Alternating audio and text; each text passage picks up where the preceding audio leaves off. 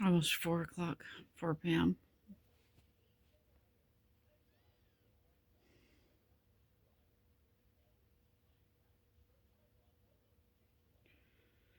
I'm so tired. I can't advocate for myself anymore.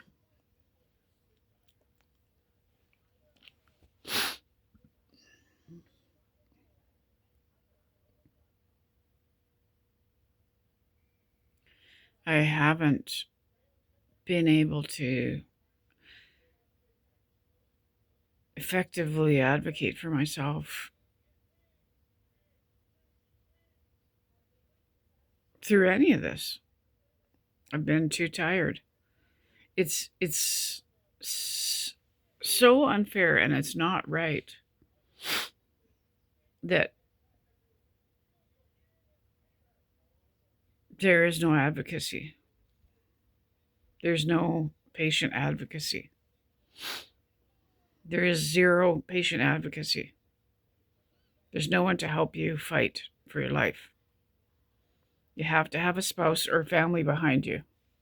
If you don't have that, if you're not well enough to effectively fight for yourself, you're cooked.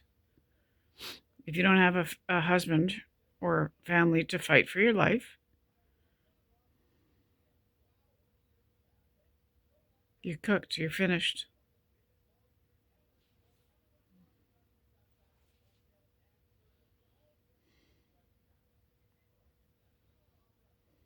I'm so sick. I'm so exhausted. I can't do it anymore. And sometimes I wonder if this is where they want you. Uh, I said this a few years ago online. They will beat you into the ground until you can't fight anymore. And there are people that agreed with me.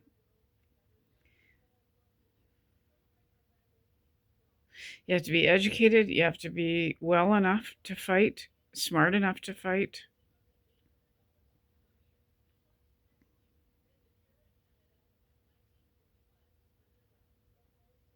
Throughout this whole thing, especially the last, well, I was going to say especially the last 8 years, but it's been way longer than that. I'm not running on all cylinders. I'm not a normal, you know, person fighting to get something I want. I'm critically sleep deprived.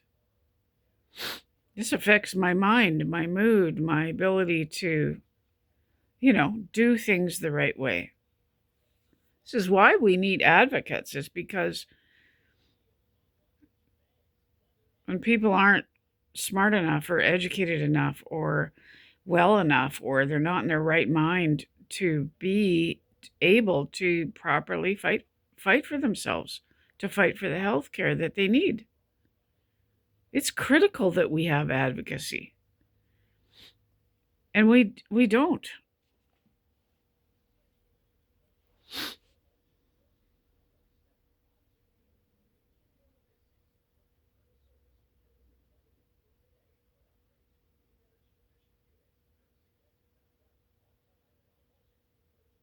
I remember a few people that were on Facebook that were so loyally following me. And I wonder, I feel like they've been blocked from Facebook.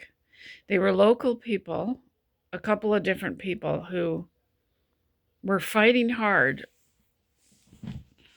for health care for themselves or for their adult child, and losing the battle in my city here. A couple loyal followers who followed me for years and would like my posts and would repost my stuff. And I wonder what happened to them. It's like people who are in this, Facebook is blocking them, taking their accounts from them. Facebook took my last account that I had for 15 years. You start speaking the truth, and,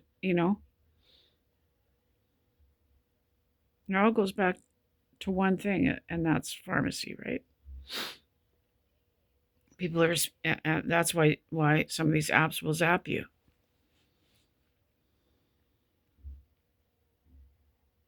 I wonder what has happened to these people who were also fighting for their life in my province, fighting for the life of their child, fighting to get the health care they need.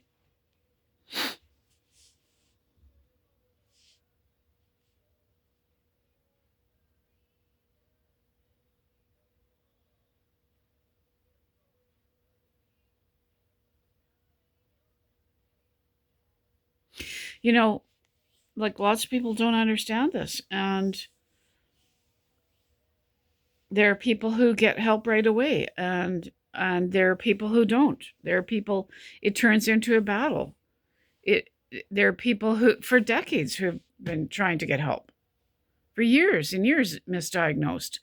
And wires get crossed, and we're expected to understand the complexities of all of this, and we're expected to navigate the psychological aspect of doctors, where things went wrong. You know, it took me 10 years to figure out who created this narrative that I had a perception problem about my sleep. Who created this?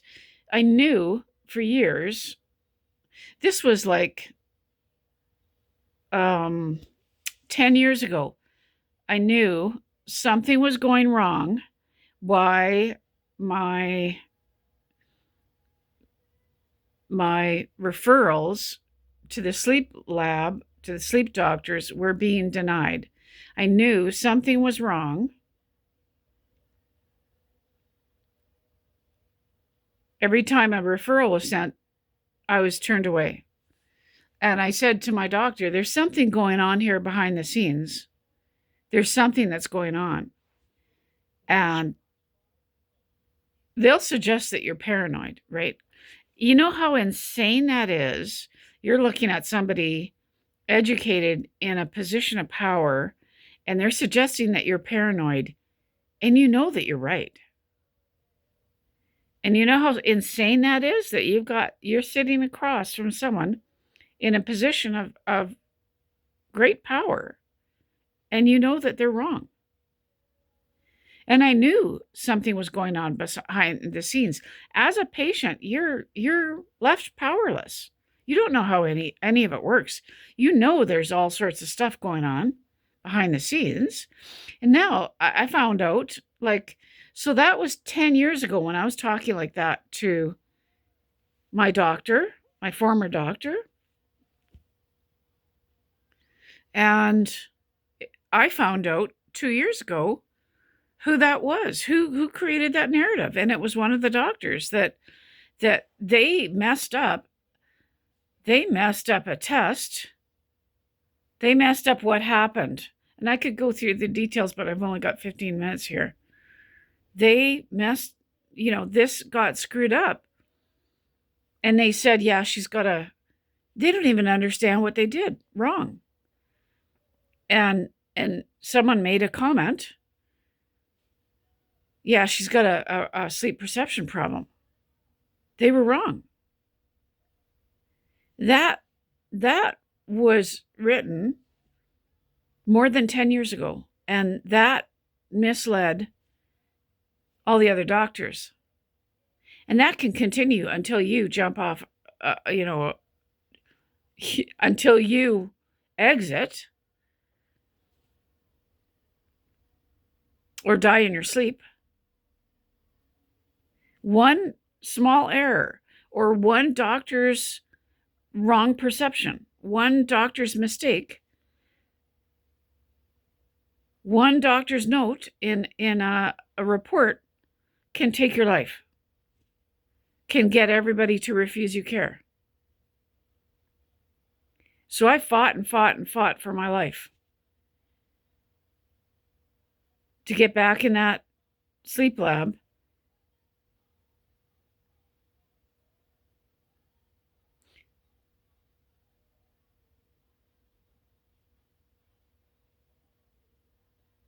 And then when I finally got back in, they were misdiagnosing me again. And then I was literally tortured fighting to get into that lab for like I was walking around suicidal, walking around the neighborhood every day, fighting for my life, walking outside, trying to keep going, not sleeping only 1 or 2 hours a night, literally fighting for my life. And I should have been put in the hospital immediately. No, they made me wait months. Why? Because they didn't believe. They were misdiagnosing me again. And then when I finally proved myself, they were mortified and tried to cover it up. And they did. They did cover it up. And guess what? That's happening behind the scenes. And you don't know that it's being covered up. So I remained in crisis, fighting for help, but I didn't know what was written in that report. I didn't know that he was trying to cover it up, because they get embarrassed that they were wrong, and they're angry. They're angry at you, like it's misplaced rage, right? It's misplaced anger. They will get angry at you because they made a mistake. And you're out of your mind, sleep deprived. You're so ill. You're half out of your mind, yet you're expected to navigate the psychology of these doctors. You're expected to navigate that misplaced anger of theirs. You're expected to navigate their embarrassment. You're expected to navigate what's going on behind the scenes in reports that you never got a copy of. And you're expected to navigate why you're being refused care. You're expected to figure out what's misleading all the doctors in your community. Why is everybody refusing your care? Because they've seen a report that is misrepresenting how sick you are. You're expected to figure that out while you're at home, out of your mind, and there are reports behind the scenes that you haven't seen. And I can prove this. You're rendered powerless. And you're going in, you're getting these other referrals, you're going to all these specialists, and you're sitting there, you're out of your mind during these appointments, and you're saying, I'm being misdiagnosed. They got it wrong. I was in crisis at that test, blah, blah, blah. And they're looking at the report from a well-respected doctor. They're reading the report. And what you're telling them totally conflicts what they're seeing in paper, but you don't know what they're reading in paper. So they refuse you care because they think that you're nuts. They think that you're delusional. You're expected to navigate all of this by yourself when you're half out of your mind. And I can prove this to you. You can be watching this video and thinking, well, you're nuts. Look at you. You're upset. You're angry. Your eyes are crazy. Yeah, I can prove it to you. And you're rendered helpless. And what they expect you to do is they expect you to travel for care after they've messed it up, and they refuse to apologize. And they refuse to just apologize and move forward. They refuse to do that. And you're expected to navigate these people that are way smarter than you. You're expected to navigate their embarrassment and their anger. You're expected to figure out why they can't move forward, why they can't apologize to you.